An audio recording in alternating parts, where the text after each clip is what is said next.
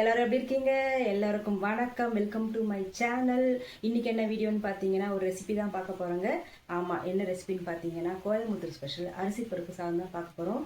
எல்லாரும் வந்து புழுங்கு அரிசியில் பண்ணுவாங்க, இல்லைனா வந்து ஜீரக சம்பா அரிசியில் பண்ணுவாங்க. இன்றைக்கி நாம் அதை வந்து பாஸ்மதி ரைஸில் ட்ரை பண்ண போகிறோம். நம்ம ரெசிபி எப்படி வந்துச்சு, நல்லா இருக்கான்னு வீடியோக்குள்ளே போய் பார்க்கலாமாங்க. இதுக்கு தேவையான பொருட்கள் என்னென்னு பார்க்கலாங்க. பார்த்தீங்கன்னா அரிசியும் பருப்பையும் நான் ஒன்றா ஊற வச்சுருக்கேன். ஒரு அரை மணி நேரமாக ஊறிட்டுருக்கு.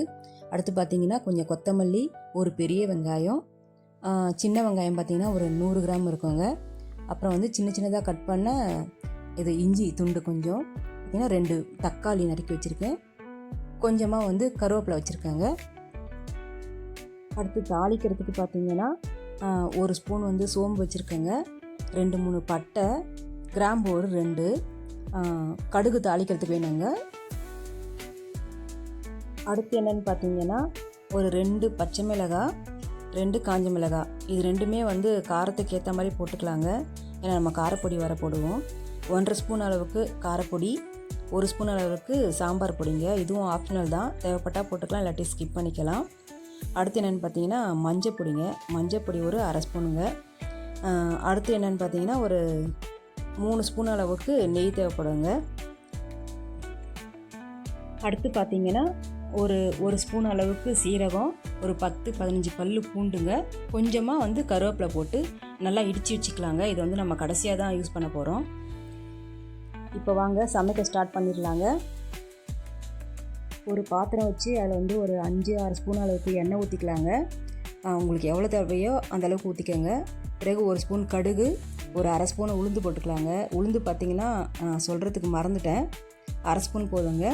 அதன் பிறகு பார்த்திங்கன்னா நம்ம தாளிக்க வச்சுருந்தோம் இல்லைங்களா, 2 கிராம்பு, 2 பட்டை, 1 ஸ்பூன் சோம்பு எல்லாத்தையும் போட்டு நல்லா பொரிய விட்டுடலாங்க.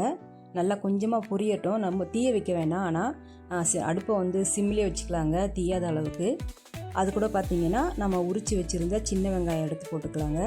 சின்ன வெங்காயத்தை நல்லா ஒரு பாதி அளவுக்கு வேகிற மாதிரி நல்லா வதக்கிடலாங்க. அப்போ தான் அந்த டேஸ்ட்டு சூப்பராக இருக்கும். கோயம்புத்தூர் ஸ்டைலில் அரிசி பருப்பு சாதத்துக்கு இந்த சின்ன வெங்காயம் தாங்க டேஸ்ட்டே கொடுக்கும். அதனால் தயவு செஞ்சு இந்த சின்ன வெங்காயத்தை ஸ்கிப் பண்ணாதீங்க. முடிஞ்ச அளவுக்கு சின்ன வெங்காயத்திலே செய்ய பாருங்கள். அப்படி கிடைக்கல அப்படிங்கிற பட்சத்தில் மட்டும் பெரிய வெங்காயம் யூஸ் பண்ணுங்கள். இப்போ பார்த்தீங்கன்னா வெங்காயம் வந்து நல்லா பாதி அளவுக்கு சூப்பராக வெந்துருச்சுங்க. இந்த ஸ்டேஜில் வந்து கொஞ்சமாக கருவேப்பிலை போட்டு வதக்கலாங்க. அது கொஞ்சமாக வதங்கினதும் நம்ம ஒரு முழு வெங்காயம், பெரிய வெங்காயம் வந்து பல்லாரி வெங்காயம் கட் பண்ணி வச்சுருக்கோம் இல்லைங்களா, அதையும் போட்டு சேர்த்து வதக்கிடலாங்க. சின்ன வெங்காயத்தோட 2 வெங்காயமும் பார்த்திங்கன்னா நல்லா பொன்னிறமாக வர அளவுக்கு நல்லா வதக்கணுங்க. அப்போ தான் அந்த டேஸ்ட்டு வந்து நம்ம சாப்பிடும்போது சூப்பராக இருக்கும். அந்த அளவுக்கு நல்லா வதக்கினா போதும். இப்போ பார்த்திங்கன்னா வெங்காயம் நல்லா வதங்கியிருக்குங்க, நல்லா கலர் சேஞ்ச் ஆகிருக்கு. இந்த ஸ்டேஜில் பார்த்திங்கன்னா நம்ம காஞ்ச மிளகாவும் பச்சை மிளகாவும் வச்சுருந்தோம் இல்லைங்களா, அதை போட்டு நல்லா வதக்கிடலாங்க. நான் வந்து இப்போ வந்து 3 பச்சை மிளகாவும் 3 காஞ்ச மிளகாவும் போட்டிருக்கேங்க. எங்கள் வீட்டில் கொஞ்சம் காரம் அதிகமாகவும் சாப்பிடுவாங்க, அதனால தான். நீங்கள் போடுறதுனா உங்களுக்கு ஏற்ற மாதிரி அளவோட வாங்கி போட்டுக்கலாங்க. முதல்ல வந்து பச்சை மிளகாய் போட்டதும் ஒரு 5 நிமிஷம் நல்லா அது பச்சை வாசனை போகிற அளவுக்கு நல்லா வதக்கிடுங்க. அதன் பிறகு காஞ்ச மிளகாய் போடுங்க, அப்போ தான் டேஸ்ட் நல்லாயிருக்கும். நான் பார்த்தீங்கன்னா வரமிளகாய் தாங்க போட்டிருக்கேன். இதுக்கு வந்து குண்டு மிளகாவும் சூப்பராக இருக்குங்க, வாசனை நல்லாயிருக்கும். உங்களுக்கு கிடச்சதுன்னா குண்டு மிளகாய் போட்டுக்கரலாங்க. வெங்காயமும் பச்சை மிளகாவும் நல்லா வதங்கி வந்துட்டுருக்குங்க. இந்த ஸ்டேஜில் பார்த்தீங்கன்னா நம்ம வெட்டி வச்சுருக்க தக்காளியை போட்டு கொஞ்சமாக வதக்கிடலாங்க. தக்காளி பார்த்திங்கன்னா அந்த 2 தக்காளியும் நல்லா நாட்டு தக்காளியாக வாங்கிக்கோங்க, நல்லா பழுத்த தக்காளியாக வாங்கிக்கோங்க. அப்போ தாங்க வதங்கும் போது அந்த டேஸ்ட்டு சூப்பராக இருக்கும். அடுத்து பார்த்திங்கன்னா ஒரு அரை ஸ்பூன் அளவுக்கு மஞ்சத்தூளும் கொஞ்சமாக கல்லுப்பும் போட்டு நல்லா வதக்கிடலாங்க. அது வதங்கன்னு பார்த்திங்கன்னா நம்ம வெட்டி வச்சுருக்கோம் இல்லைங்களா இஞ்சி துண்டு, அதை போட்டு நல்லா வதக்கிடலாங்க. அது கொஞ்ச நேரம் வதங்கினதும் நம்ம வந்து தேவையான அளவுக்கு காரப்பொடி போட்டுக்கலாங்க.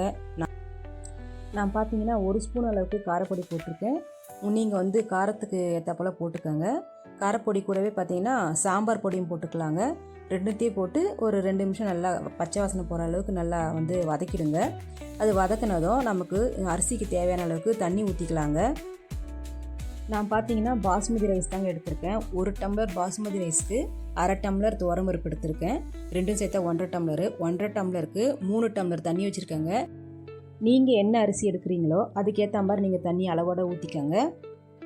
இப்போ ஒரு தட்டு போட்டு மூடிடலாங்க. தண்ணி நல்லா கொதித்து வரட்டும். தண்ணி பார்த்திங்கன்னா நல்லா கொதிச்சிருச்சுங்க. இப்போ அரிசி போட்டுடலாம். அரிசி போட்ட பிறகு ஸ்டவ் வந்து மீடியமில் வச்சுக்கோங்க. மீடியமில் வச்சுட்டு தட்டு போட்டு மூடிடுங்க. அது நல்லா வேகட்டுங்க ஒரு 10 நிமிஷத்துக்கு. அதாவது தண்ணியும் அரிசியும் சமமாக வர அளவுக்கு நல்லா வேக வச்சிடலாங்க. இப்போ பார்த்திங்கன்னா சாதம் வந்து நல்லா வெந்து தண்ணியும் சாதமும் சமமாக ஆயிடுச்சுங்க. இந்த பக்குவத்தில் என்ன பண்ணலான்னா, நம்ம இடித்து வச்சுருக்கோம் இல்லைங்களா, கருவேப்பிலை, சீரகம், பூண்டெல்லாம் அதை போட்டு நல்லா ஒரு லைட்டாக கலரணுங்க. அதிகமாக கலரக்கூடாது, ஏன்னா இது பாஸ்மதி ரைஸ் இல்லையா, அதனால் கலரிட்டு திரும்பவும் வந்து நான் தேங்காய் வந்து சொல்கிறதுக்கு மறந்துட்டேங்க. ஒரு 1/4 தேங்காய் இல்லாட்டி அரை மூடி தேங்காவை நல்லா துருவிக்கோங்க. துருவிட்டு அதை வந்து போட்டு கலரிட்டு மூடி போட்டு தம் போட்டுடலாங்க.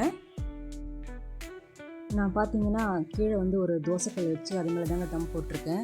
ஏன்னா அப்போ தான் வந்து அடி பிடிக்காமல் இருக்கும், நல்லா உதிரியாகவும் வருங்க. தம் போடுறதுக்கு முன்னாடி பார்த்தீங்கன்னா கொஞ்சமாக வந்து கொத்தமல்லி தழை போட்டு தூவிக்கலாங்க. அப்படியே பார்த்தீங்கன்னா 1 ஸ்பூன் இல்லாட்டி 2 ஸ்பூன் அளவுக்கு நம்ம நெய் ஊற்றிக்கலாங்க. கொஞ்சம் வாசனை சூப்பராக இருக்கும், டேஸ்ட்டும் சூப்பராக இருக்குங்க. அவ்வளோதாங்க. 2த்தையும் போட்ட பிறகு தட்டு போட்டு மூடி ஒரு 10 நிமிஷத்துக்கு நம்ம தம் போட்டுடலாங்க. தம் ரெடியானதை நான் காட்டுறேங்க. பார்த்தீங்கன்னா சாப்பாடு ரெடி ஆயிடுச்சுங்க. கோயமுத்தூர் அரிசி பருப்பு சாதம் சூப்பராக ரெடி ஆயிடுச்சுங்க. நல்லா பார்த்தீங்கன்னா சுட சுட ஆவி பறக்க நல்ல டேஸ்ட்டாக வந்திருக்கு. அதுவும் இல்லாமல் வந்து சாதம் வந்து குழையாமல் வந்திருக்குங்க. அதுதான் முக்கியம். சாதம் குழஞ்சிட்டா வந்து பிசிபெலா பாத்து மாதிரி ஆயிருங்க. சாதம் குழையாமல் இருக்கணும், அதுக்கு ஏற்ற மாதிரி அளவான தண்ணி வைக்கணும். பாருங்கள் சூப்பராக வந்திருக்கு. அது கூட வந்து ஏதாச்சும் பொரியலோ, கத்திரிக்காய், முருங்கைக்காய் இல்லாட்டி உருளைக்கிழங்கு அது மாதிரி பொரியல், இல்லாட்டி பார்த்தீங்கன்னா பச்சடியும் ஊறுகாய் வச்சு சாப்பிட்டா சூப்பராக இருக்குங்க. நீங்களும் ட்ரை பண்ணுங்கள். வாசனை பார்த்தீங்கன்னா அப்படியே நாக்கில் வச்சு ஊறுதுங்க. நாங்கள் சாப்பிட்றதுக்கு ரெடி ஆகிட்டோம். நீங்களே வந்து செஞ்சு சாப்பிட்டு கமெண்ட் பண்ணுங்கள். ஃப்ரெண்ட்ஸ், இந்த வீடியோ பிடிச்சிருந்துன்னா ஒரு சின்னதாக லைக் பண்ணுங்கள். கண்டிப்பாக சேனலை சப்ஸ்கிரைப் பண்ணுங்கள். தேங்க்யூ ஃபார் வாட்சிங்.